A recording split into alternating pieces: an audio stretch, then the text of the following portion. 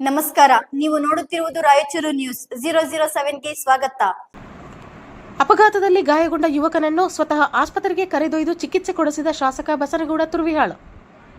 ಕುಷ್ಟಗಿ ರಸ್ತೆಯ ಮಲ್ಲದಗುಡ್ಡ ಗ್ರಾಮದ ಬಳಿ ಸಂಭವಿಸಿದ ಅಪಘಾತದಲ್ಲಿ ಗಂಭೀರವಾಗಿ ಗಾಯಗೊಂಡು ಸಾವು ಬದುಕಿನ ನಡುವೆ ಹೋರಾಡುತ್ತಿದ್ದ 3ನೇ ಕ್ಯಾಂಪ್ ನಿವಾಸಿ ಮಹೇಶ್ ಎಂಬ ಯುವಕನನ್ನು ಮಸ್ಕಿ ಶಾಸಕ ಬಸನಗೌಡ ಪಾಟೀಲ್ ತುರ್ವಿಹಾಳ್ ಅವರು ಸ್ವತಃ ತಮ್ಮ ವಾಹನದಲ್ಲಿ ಆಸ್ಪತ್ರೆಗೆ ಕರೆದೊಯ್ದು ಚಿಕಿತ್ಸೆ ಕೊಡಿಸುವ ಮೂಲಕ ಮಾನವೀಯತೆ ಮೆರೆದಿದ್ದಾರೆ.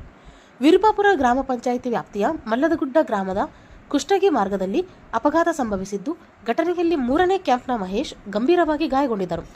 ಅಪಘಾತದ ಸ್ಥಳದಲ್ಲಿ ಪರಿಸ್ಥಿತಿ ಗಮನಿಸಿದ ಶಾಸಕ ಬಸನಗೌಡ ಪಾಟೀಲ್ ತುರ್ವಿಹಾಳ್ ಅವರು ತಡ ಮಾಡದೆ ಗಾಯಾಳುವನ್ನ ತಮ್ಮ ವಾಹನದಲ್ಲೇ ಕರೆದುಕೊಂಡು ಸಿಂಧನೂರಿನ ಸಾರ್ವಜನಿಕ ಆಸ್ಪತ್ರೆಗೆ ದಾಖಲಿಸಿದ್ದಾರೆ.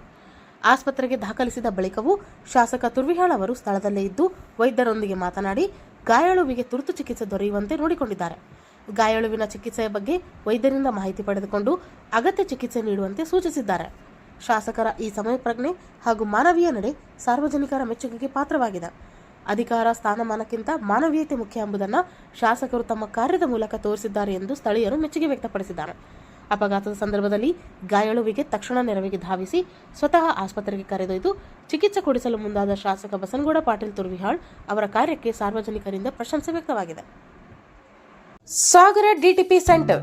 ನಮ್ಮಲ್ಲಿ ಕನ್ನಡ ದಿನಪತ್ರಿಕೆಯ 4ರಿಂದ 6 ಪುಟಗಳವರೆಗೆ ಪುಟ ವಿನ್ಯಾಸ ಮಾಡಿಕೊಡಲಾಗುತ್ತದೆ.